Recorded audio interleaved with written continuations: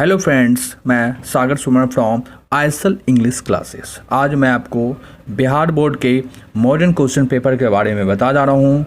इस क्वेश्चन के माध्यम से मैं बीबीआई क्वेश्चन के बारे में बताऊँगा जो आपके एग्ज़ाम में बहुत इम्पॉर्टेंट है। इस सेक्शन को आप अच्छे से देखें, इसका हिंदी मीनिंग और इसका सुटेबल आंसर क्या होता है उसके बारे में मैं बताने जा रहा हूँ। कृपया इसे ध्यान से देखें।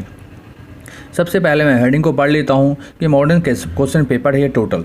उसके बाद है क्या, ये 12th क्लास इंग्लिश के बारे में बताया हुआ है। 12th क्लास की इंग्लिश जो 100 मार्क्स की इंग्लिश जो होती है उसके बारे में ये क्लियर किया है। इसमें 10 क्वेश्चंस मैं बुक से प्रोज और पोएट्री सेक्शन से दिया हूँ और 10 क्वेश्चन मैं ग्रामर सेक्शन से दिया हूँ। आपके एग्जाम में ऑब्जेक्टिव क्वेश्चन आता है, मिक्स क्वेश्चन आता है। आपको अच्छे से आपको यहाँ पे कंप्लीट करना पड़ेगा दोनों सेक्शन को, प्रोज सेक्शन या पोएट्री सेक्शन और ग्रामर सेक्शन को। चलिए बिना समय गवाए मैं आपको प्रत्येक क्वेश्चन का हिंदी और सुटेबल आंसर और करेक्ट आंसर बताने जा रहा हूँ। कृपया ध्यान दें। सबसे पहला प्रश्न है, Walt Whitman is dash years old. Walt Whitman कितने वर्ष के थे? जब वो पोएम लिखे थे वो कितने वर्ष के थे?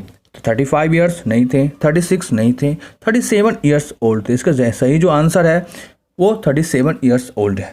नेक्स्ट क्वेश्चन आते हैं। नेक्स्ट है, द डैश ऑफ डेथ और the whispering neighbours. Whispering neighbours यमदूत को बोलते हैं। तो इसमें विस्परिंग नाइबर्स को किस चीज़ से डिनोट किया गया है? मैंने क्या चीज़ के दूत को, मैंने क्या चीज़ के मृत्यु को क्या चीज़ को डिनोट किया गया है? तो ये आपका मैसेंजर थे, संदेश वाहक थे। मैसेंजर को डिनोट किया गया है। इसमें फ्रेंड्स नहीं है, इनेमीज नहीं है, गॉड नहीं है। मैसेंजर मतलब है क्या, मृत्यु के संदेशवाहक या दूत के रूप में यमदूत को डिनोट किया गया है यहाँ पे। तो सही आंसर जो होगा वो मैसेंजर से answer. Next third number question पे आते हैं। नानू काका चॉपर्स, चॉपर्स मीन्स ड्राइवर होता है। नानू काका चॉपर्स वाज डैश। नानू काका का ड्राइवर कौन था? तो नानू काका का ड्राइवर नानू काका मनोहर माल गवांकर के मामा जी थे। तो यहाँ पे चौबस जो ड्राइवर थे किन्हें बनाए थे? मनोहर माल गवांकर को ही ड्राइवर बनाए थे, वही गाड़ी चला रहे थे। इसका जो सही आंसर है A number, Manohar Malgaonkar is right. नहीं महात्मा गांधी थे, नहीं डॉक्टर जाकिर हुसैन थे। नेक्स्ट 4 नंबर प्रश्न पे आते हैं। Doctor Zakir Hussain took the oath of loyalty to the dash. मतलब डॉक्टर जाकिर हुसैन क्या चीज़ की वफादारी का शपथ लेते हैं? जब वो राष्ट्रपति बने थे तो क्या चीज़ की वफादारी का शपथ लिए थे कि वो हम देश के प्रति ये काम करेंगे? वो पीपल की वफादारी, नेशन के स्टेट की वफादारी के शपथ नहीं लिए थे, वह कॉन्स्टिट्यूशंस की वफादारी के, संविधान के प्रति वफादारी के शपथ लिए थे। तो इसका सही आंसर जो होगा वो ए होगा, constitutions is right answer. Next one है 5 नंबर क्वेश्चन पे आते हैं। Martin Luther king junior, MLK का फुल फॉर्म होता है Martin Luther king junior delivered his speech in Washington DC on August. यानी कितने अगस्त को वाशिंगटन DC में मार्टिन लूथर किंग जूनियर ने अपना भाषण दिया था? तो उन्होंने भाषण दिए थे 28 अगस्त 1963। तो इसका जो सही आंसर है वो 28 अगस्त 1963 is right answer. Next question पे आते हैं।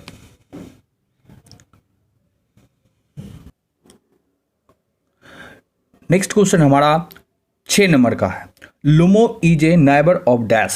लोमोव जो है किसका नाइबर था, किसके पड़ोसी थे? रुनुकोव का, मोनोकोव का, चुबुकोव का या रोमोव का? तो इसका सही जो आंसर है वो चुबुकोव का पड़ोसी था लोमोव।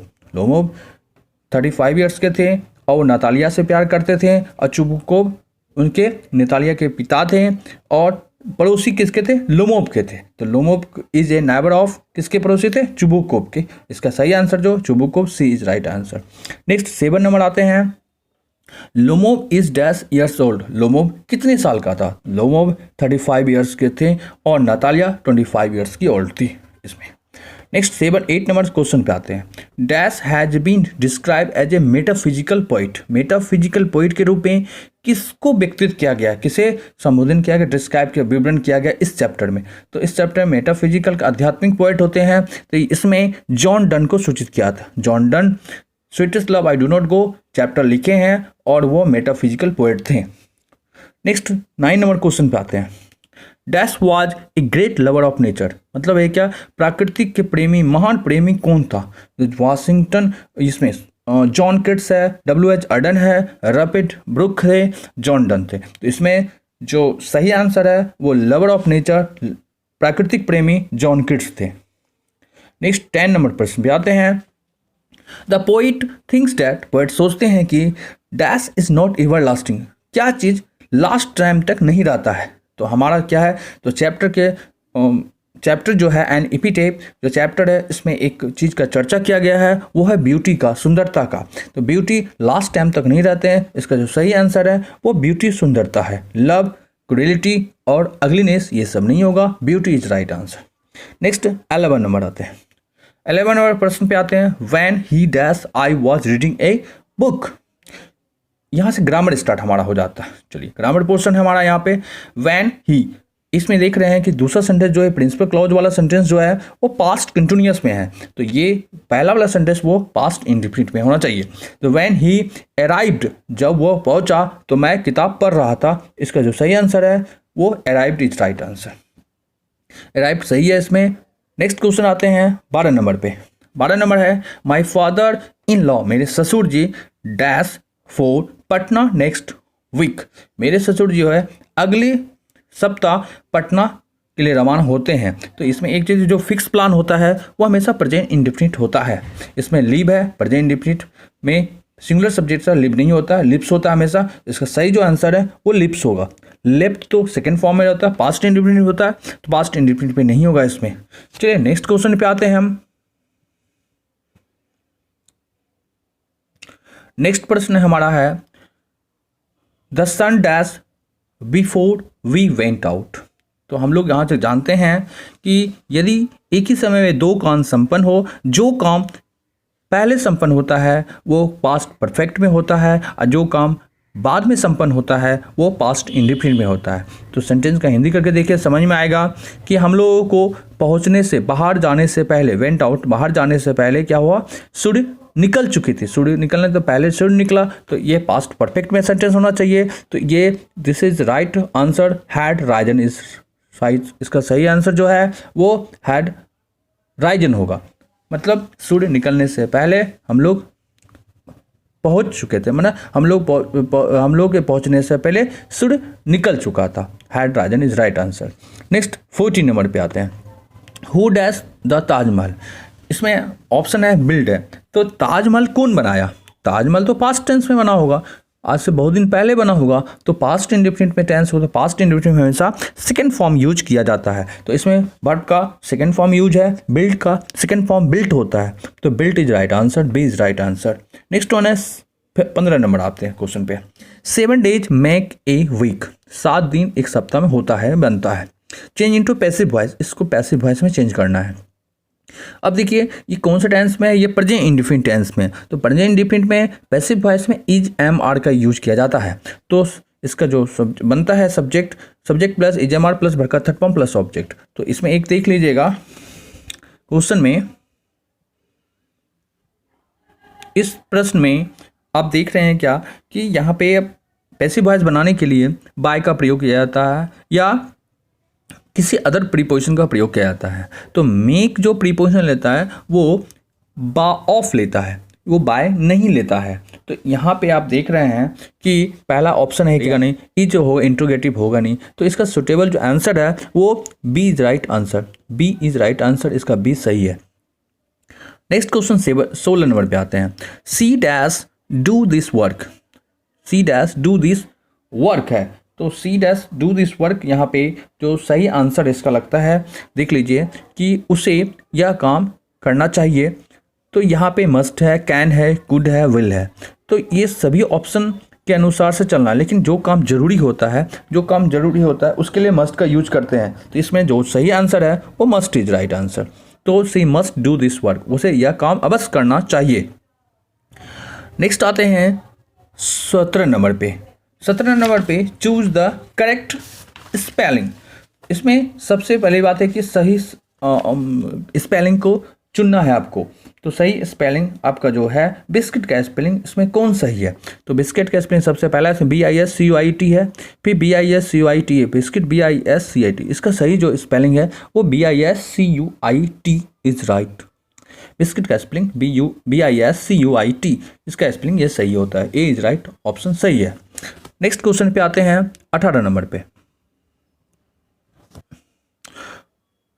18 नंबर हमारा प्रश्न है कि let the window be opened. जो let the window be open, इसको एक्टिव वॉइस में चेंज करना है। तो एक्टिव वॉइस में, ये पैसिव वॉइस में ऑलरेडी है बी ओपन, तो इसमें open the window second form, ये ईडी तो लगेगा नहीं। फिर है ओपन द विंडो, तो ओपन मतलब V1, हम लोग समझते हैं कि V1 प्लस ऑब्जेक्ट लगा रहता है, V1 प्लस ऑब्जेक्ट लगा रहता है यहाँ पे। तो V1 ऑब्जेक्ट ये हमारा एक्टिव वॉइस में होता है, V1 प्लस ऑब्जेक्ट। इसका पैसिव वॉइस जो बना होता है ये लेट से स्टार्ट होता है, late the window be open. तो इसका जो सही आंसर है, सही ऑप्शन है open the window. Is the window होगा नहीं, वाज तो होता ही नहीं, ये तो पास्ट में है। ये तो इस टाइप का सेंटेंस, ये इंपरेटिव सेंटेंस हमेशा V1 प्लस ऑब्जेक्ट से स्टार्ट होता है, जो कि open the window is right. Next 19 number प्रश्न पे आते हैं। Choose the correct sentence. इस सेंटेंस में सेंटेंस कौन सही है उसको चुनना है। Who are stolen his pen. जब भी हु से सेंटेंस स्टार्ट होता है तो हेल्पिंग वर्ड हमेशा सिंगुलर लेता है, क्योंकि यहाँ सब्जेक्ट का लगना नहीं लगा रहता है, सब्जेक्ट लगा ही नहीं रहता। जब सब्जेक्ट ही नहीं है तो हम सिंगुलर और प्लूरल का सब्जेक्ट को डिनोट नहीं कर सकते हैं।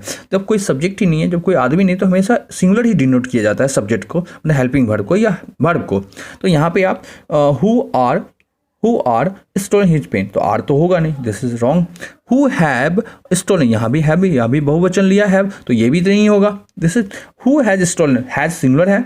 कौन मेरा उसका पेन कौन चुराया है, दिस इज राइट ऑप्शन लग रहा है। देखिए आगे देखते हैं।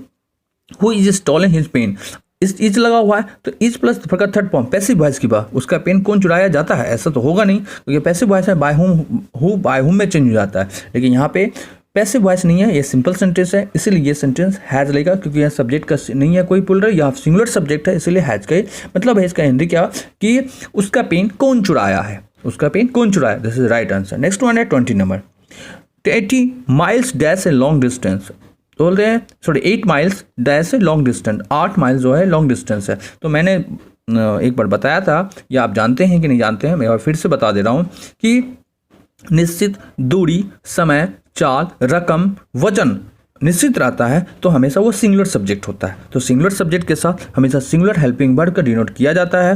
तो हेल्पिंग वर्ड के रूप में इसमें वाज भी लगा हुआ है और इज भी लगा हुआ है, क्योंकि बहुवचन तो होगा नहीं, आर तो होगा नहीं, और वेयर भी नहीं होगा। तो इज और वाज तो 80 माइल, मतलब वाज पास्ट टेंस में ये पता ही नहीं चल रहा है, इसलिए 8 माइल्स और लॉन्ग डिस्टेंस होता है, ये सही बात है। तो इसलिए इसमें जो सुटेबल आंसर है, ये सुटेबल ऑप्शन है इज है, ए इज राइट ऑप्शन।